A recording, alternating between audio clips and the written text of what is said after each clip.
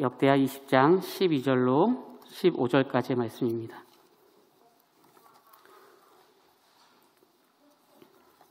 한 절씩 교독하시고 우리 마지막 절은 함께 읽도록 하겠습니다. 제가 먼저 읽겠습니다. 우리 하나님이여, 그들을 징벌하지 아니하시나이까? 우리를 치러 오시는 이 큰 무리를 우리가 대적할 능력이 없고 어떻게 할 줄도 알지 못하옵고 오직 주만 바라보나이다 하고, 유다 모든 사람들이 그들의 아내와 자녀와 어린이와 더불어 여호와 앞에 섰더라. 여호와의 영이 회중 가운데서 레위 사람 야하시엘에게 임하셨으니 그는 아삽 자손 마따나의 현손이요 여일의 증손이요 분하의 손자요 스가랴의 아들이더라. 야하시엘이 이르되 온 유다와 예루살렘 주민과 여호사밧 왕이여 들을지어다. 여호와께서 이같이 너희에게 말씀하시기를 너희는 이 큰 무리로 말미암아 두려워하거나 놀라지 말라. 이 전쟁은 너희에게 속한 것이 아니요 하나님께 속한 것이니라. 아멘. 우리 아이들이 시상하는 귀한 영광스러운 자리에 설교를 하게 돼서 너무나 감사합니다. 현대인 한 2,000여 명 정도를 대상으로 조사한 내용들 중에 요즘 걱정이 많습니까? 라고 하는 그런 질문이 있었습니다. 한 조사에 따르면 이 질문 응답자의 과반수인 65%가 매우 많다라고 답했습니다. 연령대별로는 20대가 71%였고요.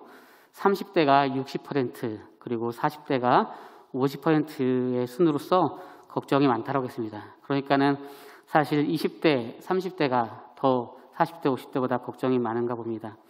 요즘 걱정을 갖고 있다라고 하는 그 응답자 수에 2,000여 명에게 물어봤을 때 최근 꼬리에 꼬리를 무는 걱정으로 잠 못 이룬 적이 있느냐라고 했더니 무려 83%가 그런 이유로 인하여서, 어떠한 이유로 인하여서 잠을 못 잘 때가 많이 있습니다 라고 말했습니다. 이러한 걱정의 이유는 무엇입니까? 직업에 대해서, 또 노후에 대해서, 인간관계에 대해서, 때로는 소심해서가 그런 게 아니라 누군가의 관계 속에서 말 한마디만 잘못해도 밤에 잠 못 이루시는 분들이 종종 있으실 것입니다. 그런데 가장 큰 이유가 무엇일까? 이런 두려움과 잠 못 이루는 가장 큰 이유가 무엇일까라고 물어봤을 때 막연한 미래에 대한 두려움으로 그러한 시간들을 가집니다라고 하면서 한 77%가 응답하였습니다. 그러니까 많은 두려움이 있지만 막연한 미래에 대한 두려움을 가지는 것들이 우리의 인간의 모습인 것 같습니다. 오늘 본문은 여호사밧과 아람의 전쟁에 대한 내용인데요. 이 역시도 두려움으로 출발하는 것 같습니다. 여호사밧 왕은 남왕국 유다의 4번째 왕으로 아버지 아사의 길을 따라 선한 일을 도모했었던 그런 왕입니다. 산당을 없앴으며 제사장과 레위인을 중심으로 여호와의 율례와 법도를 백성에게 가르쳤던, 다시 말해서 종교개혁을 행했던 왕이었습니다.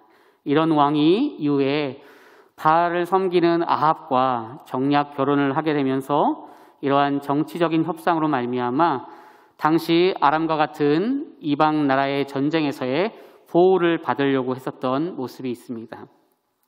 오늘 본문은 그가 정치적으로 의지했던 아합이 죽고 그 이후에 강대국 암몬이 모압과 마온과 함께 결탁을 하여서 연합군을 형성하여서 이 유다 백성을 치러 올라오는 모습, 그 모습 가운데 있는 상황입니다.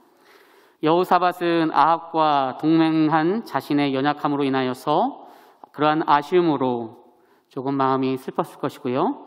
또 강대국과 전쟁을 해야 되는 그 상황들 속에서 답답함과 두려움이 엄습하고 있는 그런 모습을 우리는 볼 수 있습니다. 오늘 제목이 번민이 찾아올 때인데요. 익숙하지 않죠. 물론 번민이란 말을 알긴 하지만 우리는 두려움, 답답함 이런 말들을 많이 쓰지 번민이라는 내용들을 많이 쓰지는 않습니다. 찬송가의 300장에 보면 번민이라는 내용들로 찬양이 이루어지는데요. 번민이라고 하는 단어가 주는 의미는 무엇일까요? 마음이 답답하여 괴로워하다, 그리고 두려움이 엄습하여서 잠을 잘 이루지 못한다라고 하는 표현들이 바로 번민이라고 하는 표현과 연결되었다라고 합니다. 다시 말해서 불투명한 미래에 대한 두려움으로 그것과 밀접하여서 답답하여서 잠을 잘 이루지 못하는, 두려움 속에서 잠을 잘 이루지 못하는 그런 모습이 번민의 내용과 관련이 있습니다. 여러분들은 어떨 때 낙심하고 마음이 답답하고 때로는 밤잠을 설치시나요? 사실 낙심이 되는 것은 큰 것으로 인하여서 그러기도 하겠지만 사실 정확하게 보면은 작은 일들로 인하여서 더 그럴 때가 많이 있습니다. 여러분들 한국 사회를 위해서, 한국 교회를 위해서 남북 통일 때문에 뭐 몇 년씩 잠을 못 주무시고 힘들어하시는 분들이 있으십니까? 대부분은 그렇지 않습니다. 왜 이것이 안 될지, 내 주변 사람들은 이렇게 잘 되는데 왜 내가 안 되지? 그리고 이 정도면 될 거라고 생각했는데 이것까지 안 됐네? 라고 하는 내가 기대하고 생각했었던 것이 이루어지지 않았을 때 그것이 크지 않아도 작은 것들 속에서 우리는 마음이 답답하고 또 밤잠을 이루지 못하는 부분들이 있죠. 오늘 설교를 준비하면서 저에게 있어서 그 첫 번째 이러한 시련이 있었던 시간은 언젠가라고 생각해 봤는데요.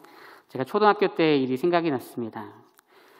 제가 초등학교 때, 그때는 이제 국민학교라고 했었죠. 그런데 그때 많이 유행했던 것이 바로 보이스카웃이라고 있었습니다. 아마 아실 것입니다. 남자는 보이스카웃, 여자는 걸스카웃, 이것이 유행했었는데요. 사실 보이스카웃에 들어가고 싶어 했는데 들어가려고 했었던 이유는 많지 않습니다. 사실 봉사단체인지 그런 것들도 잘 모르고요.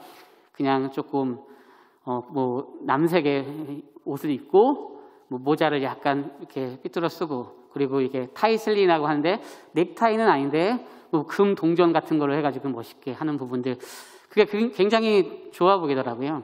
그래서 그거를 하고 싶어 했었는데 조금 돈이 비쌌던 것 같습니다. 그래서 이미 부모님한테 한번 얘기하고 포기하고, 그 다음에 아람단이라고 있었습니다.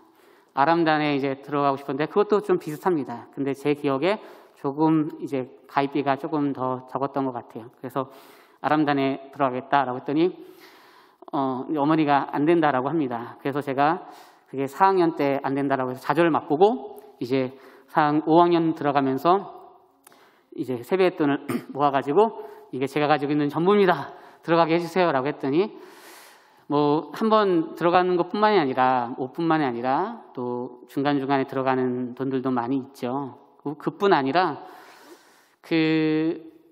이것을 들어가고 싶어하는 이유를 부모님이 생각할 때, 이유가 무엇이냐고 할 때 사실 딱히 될 이유가 없더라고요. 그래서 사실 경제적인 이유도 있었지만 제가 굳이 이것에 대한 굳은 사명이 있지 않다라는 것을 아셨던 우리 어머니는 안 된다라고 해서 한 2년 정도 쫄러 왔었는데 안 되는 것을 경험하고 나서 이제는 6학년이 넘어가면 이제 졸업을 하니까요. 그 현실을 경험하고 그 당시에 그게 뭔데 굉장히 며칠 동안 조금 슬퍼하고 울었던 기억이 납니다. 그래서 안 되겠다.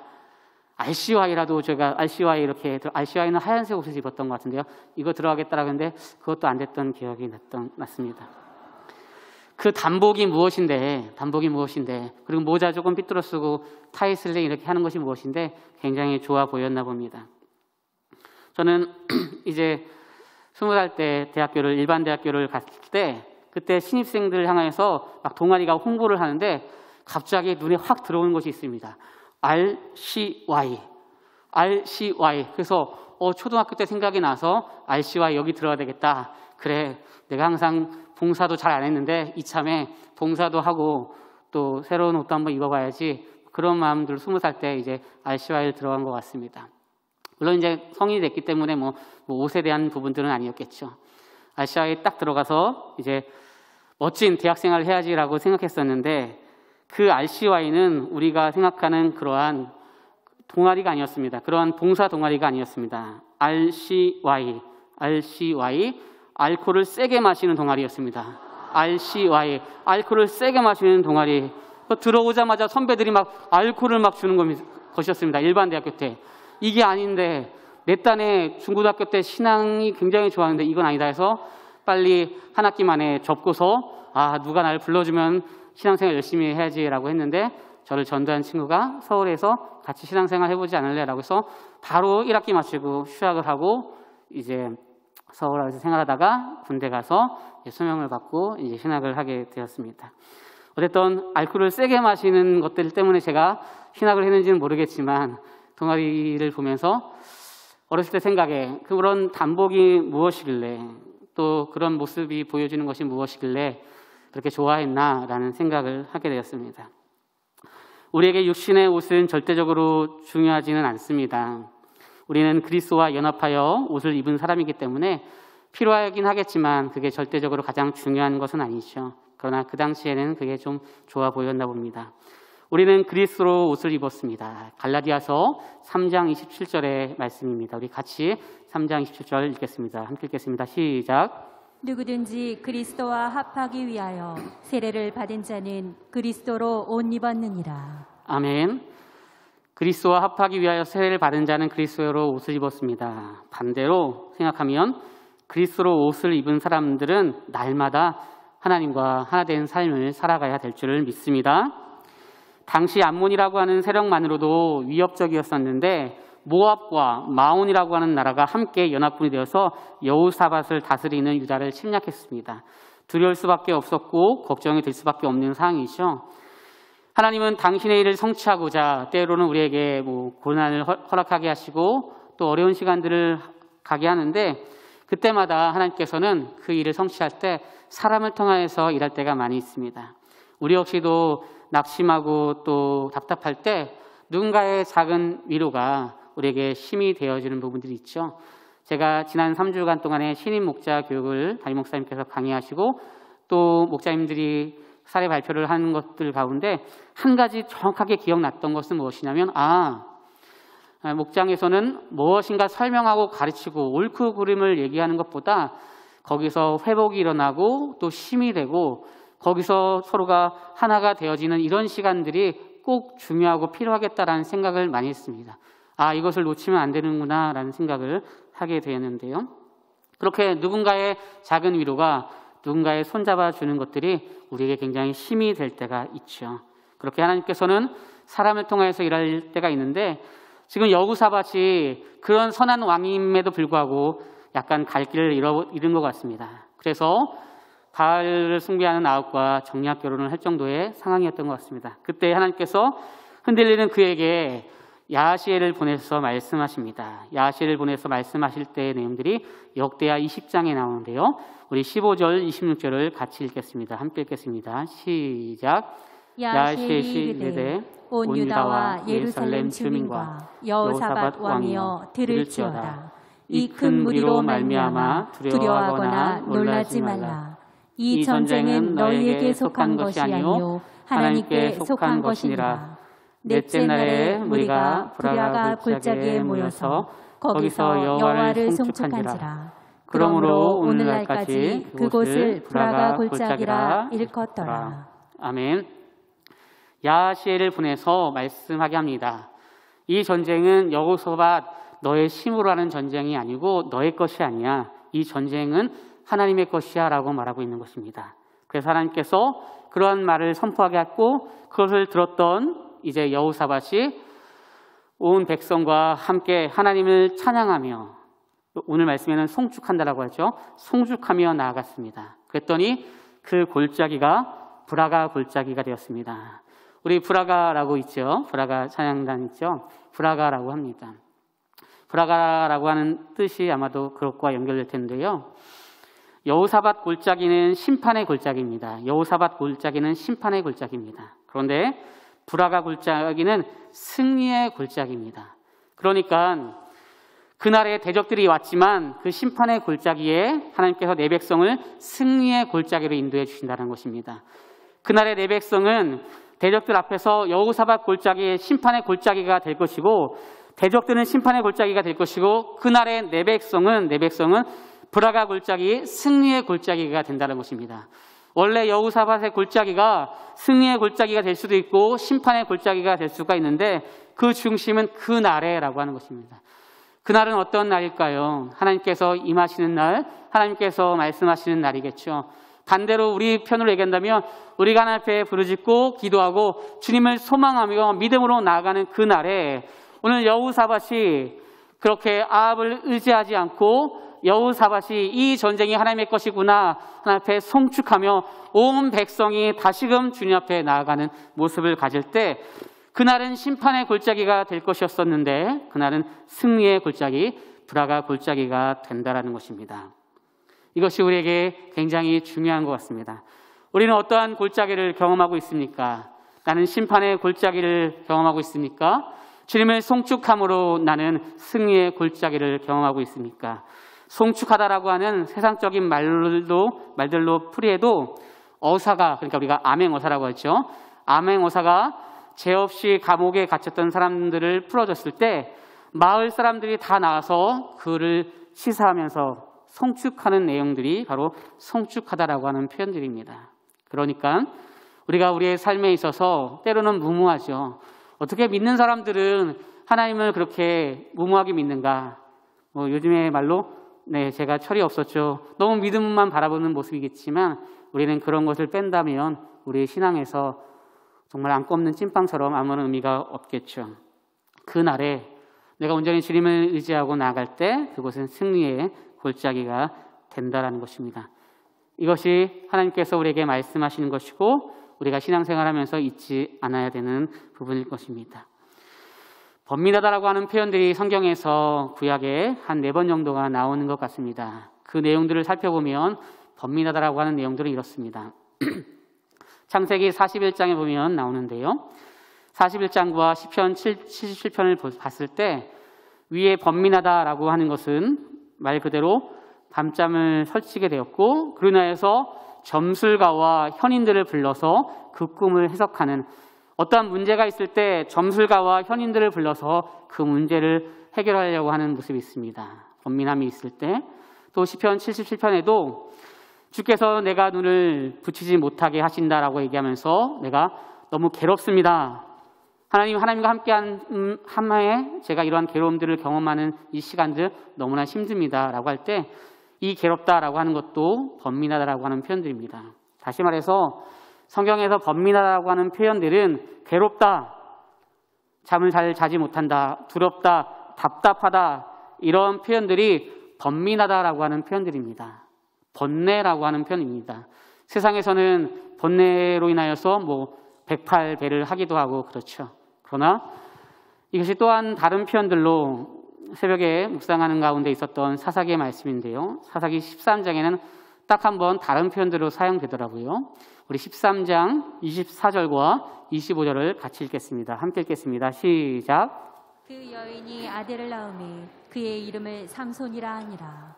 그 아이가 자라매 여호와께서 그에게 복을 주시더니 소라와 에스다올 사이 마하네단에서 여호와의 영이 그를 움직이기 시작하셨더라. 아멘.